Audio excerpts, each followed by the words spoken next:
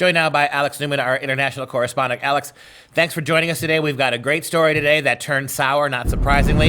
In Arizona, they put together, the legislature, a bill that would make it much harder, if not impossible, for educators to sexualize our children at the youngest ages. And we learned literally as we go on the air right now that the Arizona governor predictably vetoed it. Talk about the story first. Yeah, and it just proves our point, right? I actually concluded the article by saying, hey, this is not a measure that's going to make it safe to send your children to a government indoctrination center. And sure enough, we were once again proven correct. But so what this bill does, it was framed as a parental rights bill.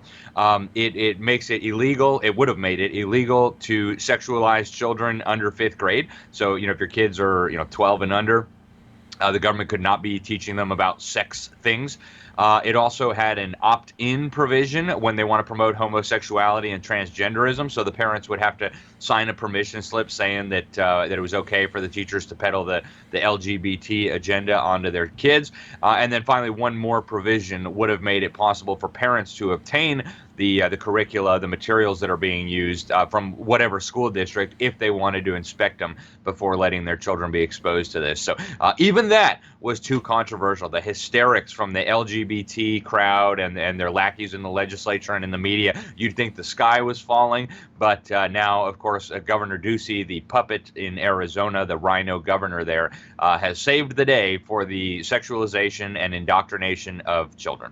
Just like in Arkansas, where the Arkansas legislature did something very similar, and of course protect little girls not having to play sports with trans boys, and the governor did the same thing. Rhino governor decided that, you know what, this is too broad, too vague. We also saw that Kristi Noem out in South Dakota, supposed to be a front runner for the presidency, basically shot herself in the foot in her candidacy before it ever got started by doing exactly the same thing.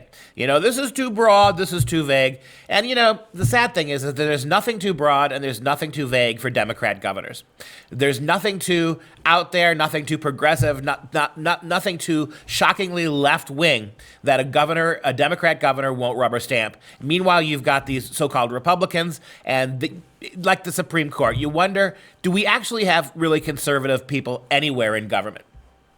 Unfortunately, there's very few of them. They are an endangered species. And you're right. They talk about, the Governor Ducey talked about this is overly broad and vague. What's overly broad and vague is the authority of these government functionaries to sexualize little children, to promote homosexuality and transgenderism, which just up until a few years ago, everybody would have recognized that you shouldn't promote homosexuality and transgenderism to children. In fact, states had laws against that. And so now we have this overly broad, extremely vague authority where government schools can basically do whatever they feel like it, and yet even a small, minor, insignificant effort to rein in that abuse of children is now being blocked by fake Republicans, by rhino Republicans. It's a sad day for Arizona, but it just proves what we've been saying all along, Duke.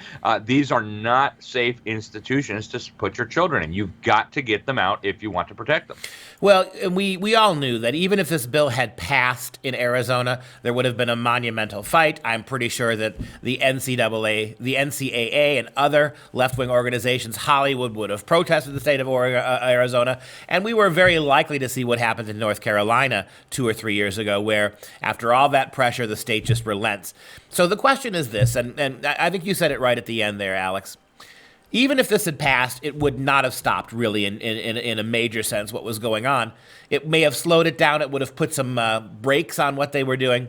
But you made it very clear. The public schools are no place for your kids. So what does it take now when you see what's happening? We've tried this legislatively. You and I gave talks all across the country. I testified before 22, 23 state legislatures. Nothing.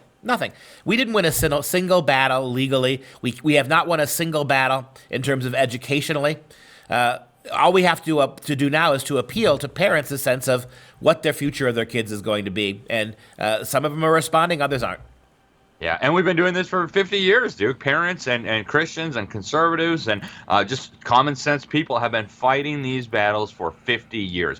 And I've said it 1,000 times. I'll say it 1,000 more. You might as well go bang your head against the wall. You will get nowhere with this. In fact, it was the former superintendent of public instruction who made us aware of this story for the state of Arizona, Diane Douglas, who serves on the board of our organization, Public School Exit. She's the one who sent this to us, but she said in her email, even if this passes, they're going to keep keep doing it, guys. You got to get your kids out. After the break, let's strategize a little bit for parents about how what few options they have and how they can maximize them.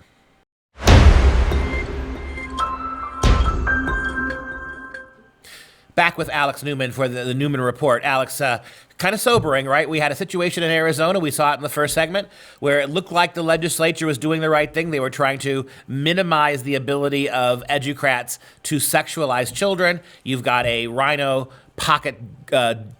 fake little pocket governor who did what the governor of Arkansas did what Kristi Noem did in South Dakota, and basically vetoed it because it was too vague. And you said in the first segment, what's really too vague is all of these outside organizations, the Planned Parenthoods of the world, having this kind of control of our kids' sexuality in fourth, fifth, 6th, and 7th years.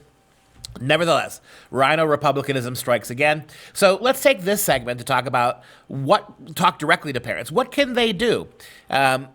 Make the case why you got to get them out, and let's make the case why it's not going to be as hard to do so as you think. Well, I think for parents, the option really should be very clear now. You have two options: lose your children and have them indoctrinated to hate you and to hate God and to hate America and to hate liberty and to hate everything you hold dear. Have them sexualized, where they're going to be learning perversion when they're in kindergarten, first grade, second grade. They'll have drag queen story hours. They'll learn all about how they might have been born in the wrong body. And if you just fill yourself with transgender hormones and puberty blockers and you go mutilate yourself, you're going to be a happier person. You have the option of being dumbed down. And I mean, you don't have to believe me. The government's data shows our kids in government schools are dumber than a box of rocks. They can't read. They can't do math. They don't know anything about science. They don't know anything about history. So that's option one, right? You have a dumbed down, indoctrinated child who will hate you, who will be miserable, and who will turn against everything that you hold dear. Or the other option, when people say, oh, that's expensive. Yeah, you know what's going to be a lot more expensive is losing your kids. The other option is getting them out of the system and getting them into the safe sanctuary of homeschools, private schools, Christian schools, whatever the case may be. You and I, Duke, both are affiliated with the FreedomProject Academy. That's one option for parents who don't want the whole burden for themselves, the homeschooling. There are local Christian schools that are doing great work all across the United States. And of course, homeschooling is, in my opinion, the gold standard. You have now a doubling of the homeschool population just over the last year because of COVID. You have the data showing that homeschool children outperform government school victims on every single metric. They're smarter, they're happier, they're more likely to be involved, they're more tolerant even, right? All the things that the left claims to care about, they're far better educated, they do way better on the government's own test, they're better socialized. So, for me, the options are pretty clear. Oh, but I have to sell my brand new fancy car and I have to sell my vacation home.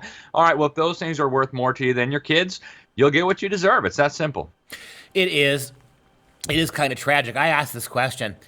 If you are growing up kids, if you are a parent and you have children and they're well fed and they're well socialized, they have cell phones and leather tennis shoes and they play soccer and they have a nice wardrobe in the closet. If you're doing all those things for your kids, but you are not giving them an education that makes them literate, that makes them able to read and write on their own, that does not give them opportunities in potential STEM careers, are they really your kids? I mean, how can we be so focused on giving our kids useful toys, gadgets, making sure that they're up to date on the latest technology, when their ability to look after their own families in the future are highly jeopardized by the fact that they can't become entrepreneurs. They know nothing about the country. They know nothing about the world. All of this radical politics is replacing real knowledge. We have to really get this across to parents. In the end of the day, they're not going to remember this kind of stuff. When you're a grandparent and you're in your nursing home, the kids are going to remember most how you prepared them to have a life that was a God-fearing life, a prosperous life. Without that, what do you have? Yeah, and the reality is, Duke, it's almost a moot point because they're not going to have families, many of them. And we see the statistics now. They're not getting married. They're not having children. They're not settling down. And that's the ones who might still physically be capable of having children. The state of Utah, we've got the data from the state of Utah. From 2015 to 2020, the number of children going through a medical transition to transgenderism was up 10,000% in a period of 5 years. These kids will never have children. They're being sterilized. Girls are being injected with testosterone. They're being given puberty blockers. They're chopping off their genitals. So even if they could theoretically have a family to support, as you pointed out, they won't be able to because they'll be dumb as a box of rocks. So folks, parents, you really need to be in prayer about this. You really seriously need to consider it. The implications of this reach far into the future, and you will pay the price. I can almost guarantee it. Alex Newman, The Newman Report. Thanks for your time today. Hey guys, thanks for watching. Most of you know our show is being censored by big tech. While this makes it harder to meet the cost of producing the show, that's part of it. It also demonstrates that we must be having tremendous success, or they wouldn't bother to try to shut us down. If you like hearing truth and common sense with a love for freedom, please join the Patriot Club with a one-time $99 tax-deductible donation. And you'll get this sweet vessel of joy as part of a thank you for joining the Patriot Club. Etched with the American flag and the words freedom never tasted so good. All you have to do is visit patriotclub.us and become a Patriot member today. That's patriotclub.us. Thank you and God bless.